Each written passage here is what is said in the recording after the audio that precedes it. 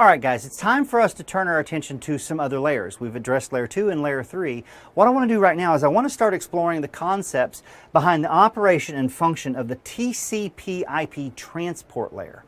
Now, bear in mind, the transport layer is, again, in that 4-layer model, going to be responsible for all of the stuff we see here. Session multiplexing. It's going to be responsible for identifying different applications, segmentation, when it's actually required in our infrastructure, flow control, and whether or not we're going to use connection-oriented communication methods. We're going to find that we're going to have TCP, Transmission Control Protocol, and UDP, User Datagram Protocol, that's going to be the sources of choice where UDP is not reliable. It's a best effort method. Now, as we can see here, like I said, we have the same comparison. We have UDP, User Datagram Protocol, versus Transmission Control Protocol. Transmission Control Protocol is connection-oriented. It utilizes sequences, and it works with a wide variety of components, like email, file sharing, and downloading. Now, it's going to be through this reliable communication that we're going to ensure that we don't lose information. TCP is going to be connection-oriented, like I said, and that's going to mean that when I lose information, I can actually ask the information to be resent. Now, what we want to also understand here is we also have the counterpoint to it, UDP. UDP is unreliable in nature, has no connection, there is no sequencing involved in it, and it's used predominantly for video and streaming of voice.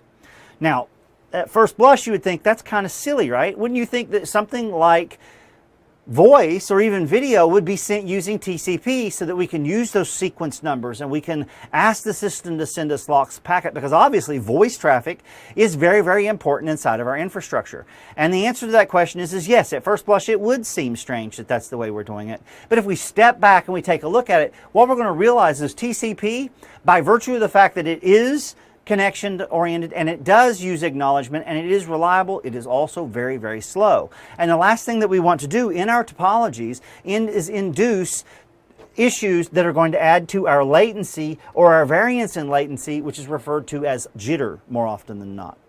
So again, just to drive the point home, TCP is connection-oriented.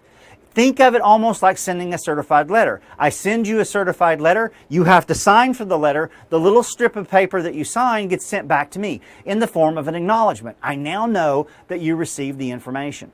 Now, in the confines of UDP, what we see is we're still sending the information, but it's going across as part of a best effort. Now, best effort, but it's going to be smaller traffic in nature. It's going to have smaller headers than TCP information. Why? Because we're not sending things like sequence numbers and re-acknowledgements and acknowledgements and things along those lines. UDP just sends it out and just operates under the assumption that it's going to get there because we designed the network so very well. Now, again, that's going to be the thing that we rely on when it comes to sending communication using voice and video. So the idea here is that these components are essential for the operation of the transport layer inside the TCP IP model. Now, it really does boil down to basic characteristics of operation. When we look at this, first of all, it's important for us to understand that UDP has its characteristics that isolate it and separate it from TCP. One of the primary things is the fact that UDP does not use acknowledgement. But both TCP and UDP operate in the confines of the transport layer of the TCP IP model. And it's going to be through this use that we get the capability of using the benefits. First of all, the fact that it's not connectioned. It does not maintain connections. It does not operate with reliability mechanisms. Therefore, it's not going to work slow. It does provide limited error checking, but like I said, it's all based on best effort delivery. And guess what? If the best effort isn't good enough, it's not going to ask us to resend a packet. I mean, think of it in the confines of a voice conversation. Let's say you dropped half a second of audio, and in the middle of the conversation, it's just going to bleep out. If the system used TCP and said, hey, I need that half second of audio, send it back to me again, and the system responded, it would be strange because you'd be listening to the other speaker sending you information and voice out of order. For instance, something he said maybe a half a second ago would all of a sudden just play in your headset. That's not something that we want. And also, we are going to be able to rely on the fact that our networks are designed well and everything has all of the operational constraints in place. but it really boils down to headers. Headers are what we need to understand when it comes to how we're sending our packets. UDP has a small header. I always think of UDP as the tactical team. They're stay in a small unit, small size, operate, get in, get out, get the job done, nobody knows.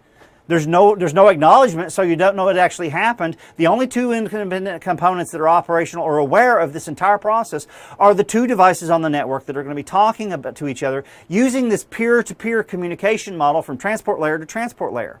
Now, when we step in and we start looking at other protocols, TCP is a big difference. TCP has a larger header. TCP has other characteristics that make it useful, to include full duplex cooperation, error checking, data recovery features, flow control, the ability to be able to request lost packets, and that whole beautiful concept of acknowledgement. TCP also utilizes a process called windowing. What we're going to do is we're going to negotiate a speed at the transport layer between these two devices that are operating in that peer-to-peer communications model, and the TCP process is going to say, okay, let's increase it. And it's going to take it all the way up, and it's going to increase it again, and it's going to increase it again until we start losing packets, because it wants to optimize the amount of information that's being exchanged at any given time. The issue is the moment we get into packet drops or tail drop scenarios where we're not getting information and we're failing to receive those acknowledgments, then what we're going to do is we're going to back down by a value of half, and then we're going to start staging back up. Now, this entire process can give us an issue, because with TCP, we have a situation in our network that can happen where if all of a sudden there's a lot of tail drop information and our TCP sessions start dropping at the same time, what ends up happening is they start coming back up at the same time, producing a concept called the idea of TCP global synchronization, which means all of our TCP communications methods are going down and starting back up and ramping and windowing all at the same time. Something that we definitely want to avoid. And later in our studies, we'll talk about processes like weighted random early detection and other tools that exist in the confines of quality of service that's going to mitigate this process and keep it from causing us issues. But the main thing here is the difference between UDP and TCP is quite easily seen. Ladies and gentlemen, boys and girls, look at the TCP header. By and large, substantially larger than the UDP, which is one of the reasons that we use UDP in the confines of sending our voice communications. Because voice is going to be lots and lots and lots of small packets. They're going to be odd looking, they're going to have small payloads and big headers, but the main thing that we want to understand here is that using UDP keeps everything streamlined, keeps everything operational. And we're also going to, later on in our studies, find out that there are other methods that we use to modify the UDP, the User Datagram Protocol's behavior, when it comes to voice and video. But that's outside the scope of our conversation now. Just keep in mind, UDP has a small header, it's fast, and it's not acknowledgeable, therefore it's not reliable. TCP has a large header, has a large payload of information, is reliable, has lots of error correction mechanisms built into it, and the determination as to whether or not we use UDP or TCP is going to be made by the application, and the selection of either or based on need is going to be handled by the TCP IP transport layer in the infrastructure, in the reference model. So when we start looking at this, we need to recognize that there are a number of applications that employ different processes. TCP, UDP, the main things. And what we see here is an illustration of some of the services that we have running on a typical network, and which particular protocols they use, and what port numbers they're going to use in the confines of those protocols. So when we take a look at this, bear in mind we have IPv4 and IPv6 flavors of these services. And when we start looking at it, when we look at the TCP connections, notice right here we have port 21, 22, 23, port 80, 433, and we have 53. Well, 53 is domain name services. 443 is HTTPS, secure HTTP sessions. Telnet is port 23. Secure Shell is 22. File Transfer Protocol is 21. Now, when we start looking at the other side of the house, UDP also applies to DNS. So DNS operates both in TCP and UDP using the common port 53. Trivial File Transfer Protocol, at least initially, uses port 69. When it comes to SNMP, Simple Network Management Protocol, it uses port 161, and it also uses port 162. It's not on this illustration, but that's also one of the ones that we use. But when we start looking at this, I would highly recommend that a well-prepared student would have these particular port numbers memorized. Now, I mean, in CCNP, you know, it's going to be even more a requirement, but it's definitely time for us to start making certain that we memorize certain components. You need to memorize the Class A, Class B, and Class C ranges. You need to know how to derive them in case you forget. And I would highly, again, recommend that you guys understand these port numbers and which protocols use what ports and what ports are operating in what protocol, UDP or TCP, with regard to the transport layer.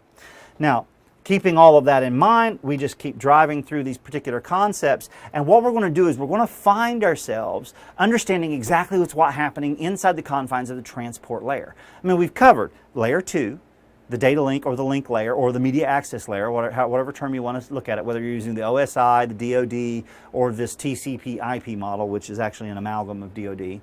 And we've looked at layer 3, and now we've looked at the concepts behind the transport layer. So as you can see, we're moving up. Now, as CCNAs, even as CCNPs and CCIEs, we don't involve ourselves too much with the application layer. It's important for us to be able to understand it, but keep in mind, we're going to explore everything that we're talking about right now in terms of what we need to know to take and pass the CCNA exam.